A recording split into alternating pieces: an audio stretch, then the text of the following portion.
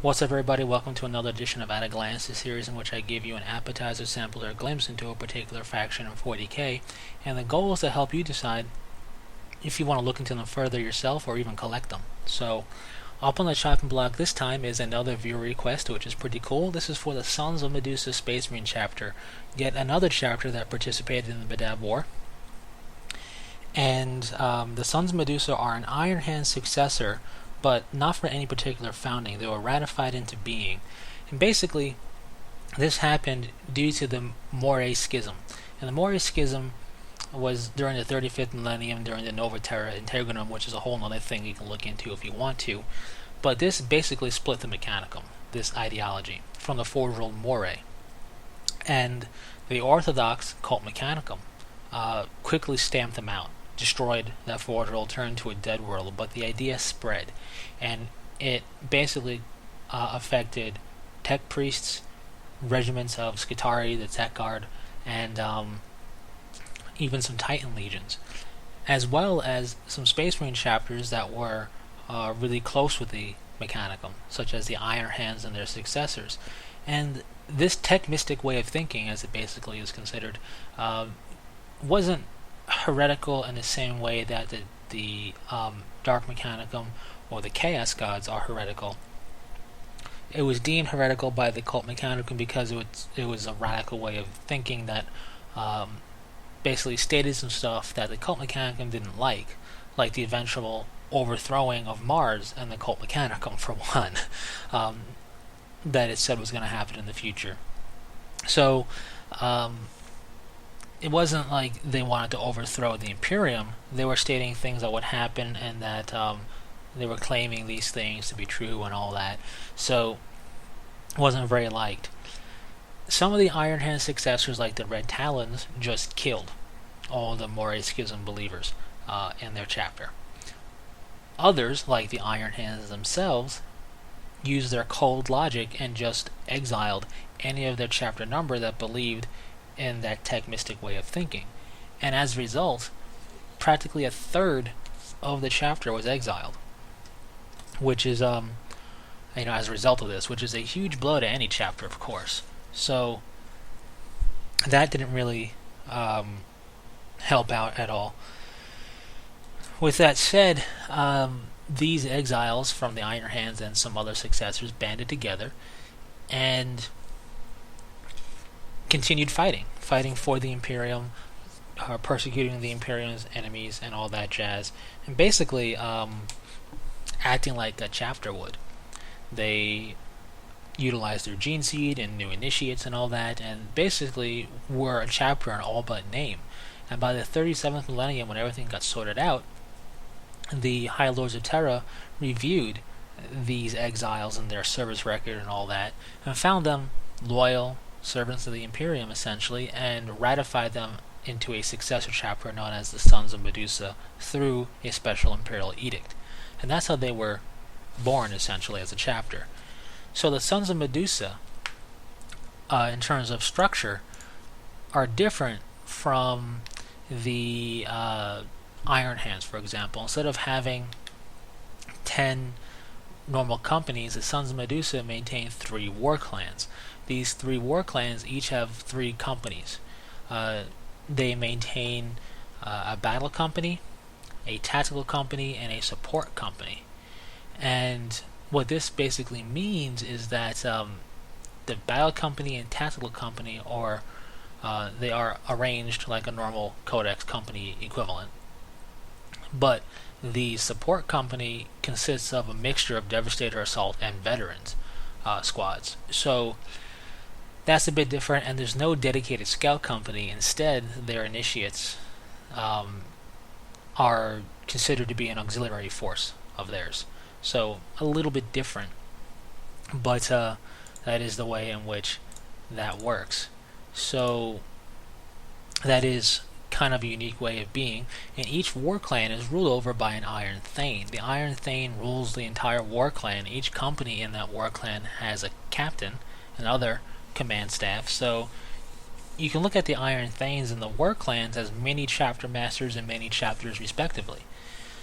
Together the 3 Iron Thanes rule the chapter. like a chapter master would.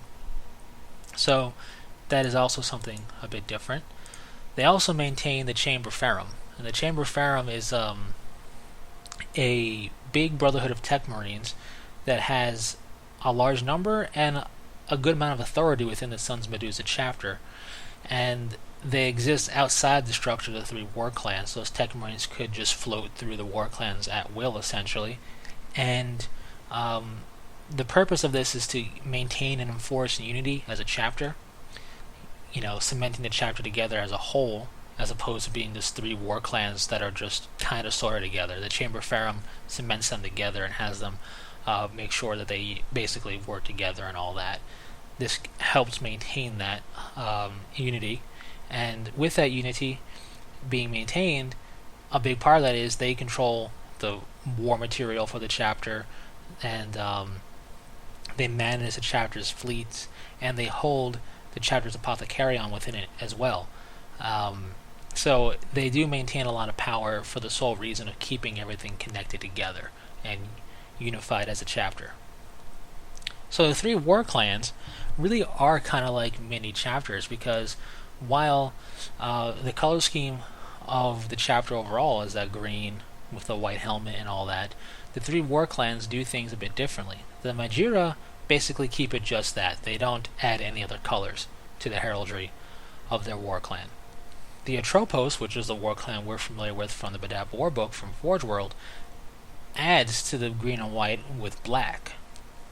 Particularly on their vehicles, we see it from Forge World's art. And then the Lachesis war clan, which is the third war clan, adds silver in place of black. So that's the difference, and that can help you maybe identify what you're looking at on the table. If somebody added silver to their models or added black, or didn't add anything, maybe you're looking at the Majira, the Atropos, or the Lachesis war clan that they're collecting.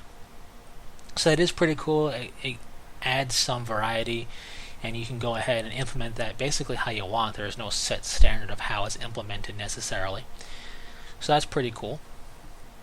Like I said, the Iron Thanes rule together as essentially a council that leads the chapter, called the Council of Three. With that said, the chapter basically war gear wise and everything is very similar to the Iron Hands, as you would expect, because they are a successor of them.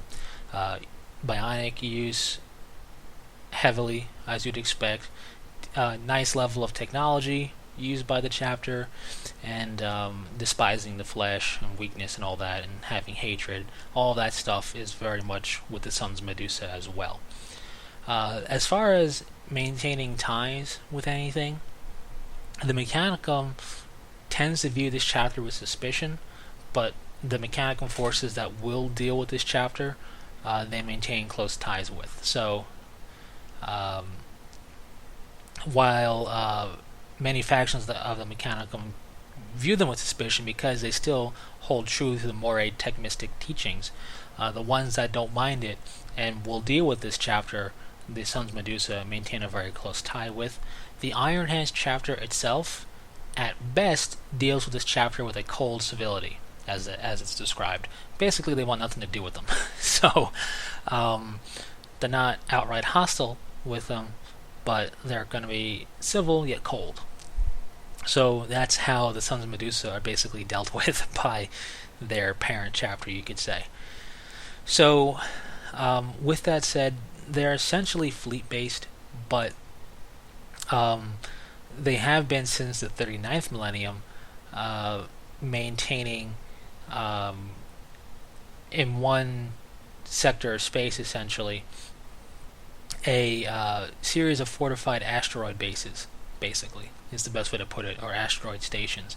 And it's an abandoned mining system, and it's one warp jump away from the dead world of Moray, that Forge World that started the whole tech mystic way of thinking. So it's interesting that they're maintaining and fortifying a position close to there. That's kind of their spiritual home in a way. The chapter still reveres that place, because they still hold to the tech mystic way of viewing things and everything. How much isn't really known, but that is still kind of their viewpoint. So With that said, you do have a couple different ways to play these guys. If you're going to do it with forge world rules, let's say, and I recommend having an army list both ways if you intend to do this, but if you're going to make use of forge world stuff, for fun games and things that allow it, whereas typically not allowed is things like normal tournaments and normal events and leagues typically don't allow it, but it all depends on where you're at. But for games that allow it, you can make use of Forge World special character Valen Cull, the Iron Thane of the Atropos War Clan, and make use of the Siege Assault Vanguard Army list, utilizing the Iron Hands chapter tactics from the Space Marine Codex, essentially. So that's one way of playing it. There's no special character model for the special character, so you have to build it yourself based on how he's described, which is fine. However, for most standard games and most tournaments and everything, you're not going to be making use of Forge World stuff, so I recommend the Space Marine Codex, Iron Hands chapter tactics, and if you want a bit more of a feel potential, you have Clan Relcan to help you out there, as well as the supplement that is still usable. So that is another way to play them. Forge World's Space Marine bits, GW Space Marine bits, and both of their Iron Hands bits will be useful for you. Now the Iron Hands iconography won't be, but the bionic bits that are included in GW stuff and in some Forge World Horus Heresy Iron Hands stuff will be very useful for representing all of the bionic enhancements that the Sons of Medusa also do as a chapter. So that'll work for you in terms of collecting them. And that aside, there's not too much else to say. This is a chapter that's interesting because of how it was founded. They basically, game-wise, would act very similarly in terms of tactics and whatnot to an Iron Hands chapter. But it's their founding that's interesting and unique because it's not part of a particular founding, but ratified through a special imperial edict.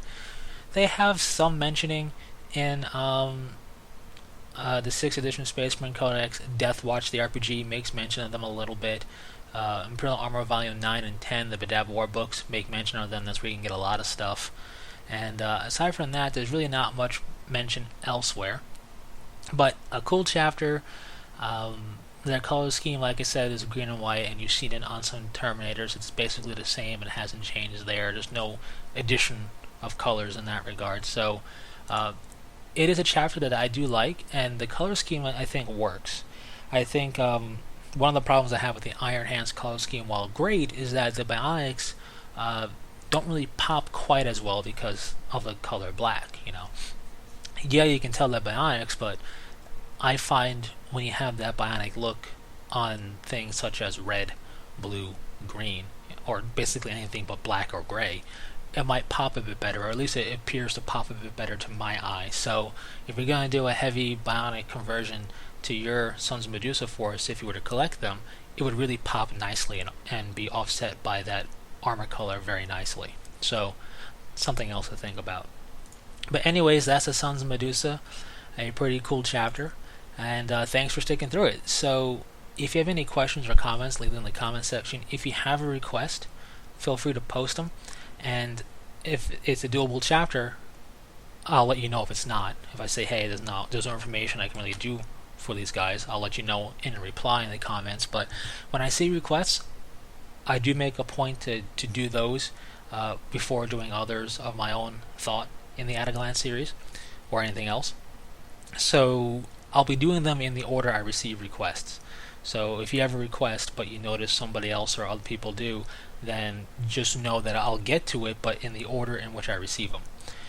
So anyways, with that said, thanks for sticking through it, and until next time, take it easy.